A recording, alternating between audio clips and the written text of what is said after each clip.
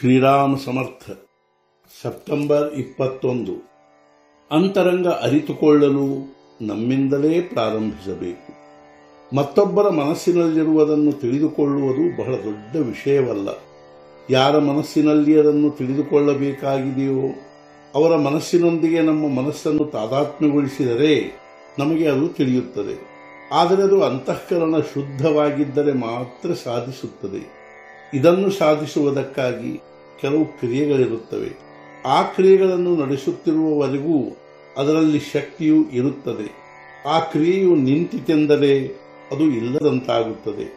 ಯಾವ ಮನುಷ್ಯನು ಈ ಶಕ್ತಿಯ ಪ್ರದರ್ಶನ ಮಾಡುತ್ತಾನೋ ಅವನ ಹತ್ತಿರ ಭಗವಂತನ ಕೃಪೆ ಇದ್ದೇ ಇರುತ್ತದೆಂದೇನೂ ಇಲ್ಲ. ಅದು ಇಲ್ಲವೆಂದರೆ ಏನೂ ಇಲ್ಲದಂತೆ. ಮನೋಗತ ಅರಿಯಲು ಒಬ್ಬರಿಗೊಬ್ಬರ ಭಾಷೆಯು ತಿಳಿಯಲೇಬೇಕಾಗುತ್ತದೆಂದೇನೂ ಇಲ್ಲ.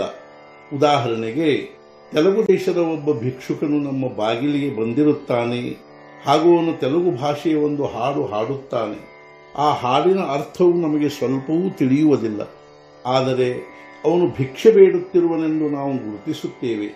ಅದರಂತೆ ಮನೋಗತದ ಭಾವಾರ್ಥ ತಿಳಿಯುತ್ತದೆ.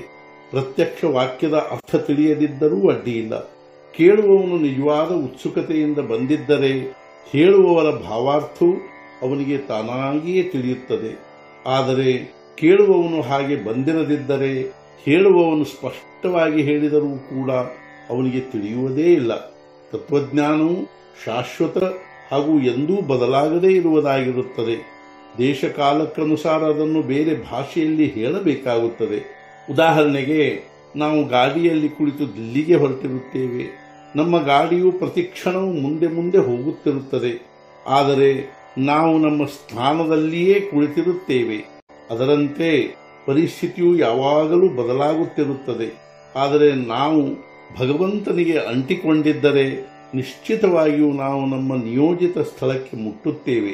ಹೀಗಿರುವಾಗ ಪರಿಸ್ಥಿತಿಯು ಎಷ್ಟೇ ಬದಲಾಗುತ್ತಿದ್ದರೂ ನಡೆಯುತ್ತದೆ.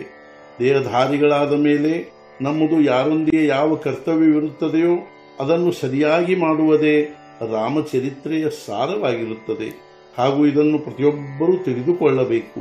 ರಾಮನ ಮುಂದೆ ಹೋಗಿ ನಾನು ಹೀಗೆ ಮಾಡುತ್ತಿರುವೆ ಎಂದು ಅವನಿಗೆ ಹೇಳಬೇಕು ಹಾಗೂ ನಮ್ಮ ಕಾರ್ಯಕ್ಕೆ ತೊಡಗಬೇಕು. ಭಗವಂತನನ್ನು ಸ್ಮರಿಸಿ ಕಾರ್ಯ ಮಾಡುತ್ತಿರುವಾಗ ಯಾವುದು ಯೋಗ್ಯವೆನಿಸುತ್ತದೆಯೋ ಅದು ಅವನ ಇಚ್ಛೆಯಿಂದಲೇ ಇರುತ್ತದೆ ಎಂದು ತಿಳಿದು ಕಾರ್ಯ ಮಾಡಬೇಕು. ಯಾರು ಈ ರೀತಿ ಮಾಡುತ್ತಾರೋ ಅವರಿಗೆ ಸಮಾಧಾನವಾಗಲಿಕ್ಕೇ ಬೇಕು. ಭಗವತ್ ಕೃಪೆಯಿಂದಲೇ ನಾನು ಎಲ್ಲ ಕಾರ್ಯ ಮಾಡುತ್ತೇನೆ ಎಂದು ಅಂದರೆ ಅಭಿಮಾನ ಹೇಗೆ ಬೆಳೆಯುತ್ತದೆ? ಅಂತರಂಗವನ್ನು ಅರಿತುಕೊಳ್ಳಲು ನಮ್ಮಿಂದಲೇ ಪ್ರಾರಂಭಿಸಬೇಕು. ನಾನು ಎಲ್ಲಿ ತಪ್ಪುತ್ತೇನೆ ಎಂಬುದನ್ನು ನೋಡಬೇಕು. ತರ್ಕಶಾಸ್ತ್ರ ಓದಿ ತರ್ಕಟರಾಗಬಾರದು. ಅದರಂತೆ ಸಂತರ ಅನುಭವಪೂರ್ಣ ಮಾತುಗಳ ಕಡೆಗೆ ತರ್ಕಬುದ್ಧಿಯಿಂದ ನೋಡಬಾರದು. ಸಂತರ ಅಂಬೋಣವು ಅತ್ಯಂತ ಸುಲಭ ಭಾಷೆಯಲ್ಲಿ ಇರುತ್ತದೆ. ಚಮತ್ಕಾರವೆಂದರೆ ಜನರು ಭಗವಂತನು ಇರುತ್ತಾನೆಯೋ ಅಥವಾ ಇಲ್ಲವೋ ಎಂಬ ವಿಚಾರದಿಂದ ತರ್ಕ ಮಾಡತೊಡಗುತ್ತಾರೆ ಹಾಗೂ ದೊಡ್ಡ ಗೊಂದಲದಲ್ಲಿ ಬೀಳುತ್ತಾರೆ. ಕೊನೆಗೆ ಅವರು ಇದ್ದಲ್ಲಿಯೇ ಉಳಿಯಬೇಕಾಗಿ ಬರುತ್ತದೆ. ಅಂದರೆ ಅವರ ಪ್ರಗತಿಯು ಕುಂಠಿತವಾಗುತ್ತದೆ. ಆದ್ದರಿಂದ ಭಗವಂತನ ಶ್ರದ್ಧೆಯನ್ನು ಸ್ಥಿರವಾಗಿಟ್ಟುಕೊಂಡು ಚಿಕಿತ್ಸೆ ಮಾಡಬೇಕು. ಇಂದಿನ ಮುಖ್ಯ ವಿಚಾರ, ದೇಹವೆಂಬ ಊರಿನಿಂದ ರಾಮರೂಪವೆಂಬ ಊರಿನ ಪ್ರವಾಸದಲ್ಲಿ ರಾಮನಾಮವೇ ಬುತ್ತಿಯಾಗಿರುತ್ತದೆ. ಸದ್ಗುರುನಾಥ ಮಹಾರಾಜ್ ಕಿ ಜೈ. ಜೈ ಜೈ ರಘುವೀರ ಸಮರ್ಥ.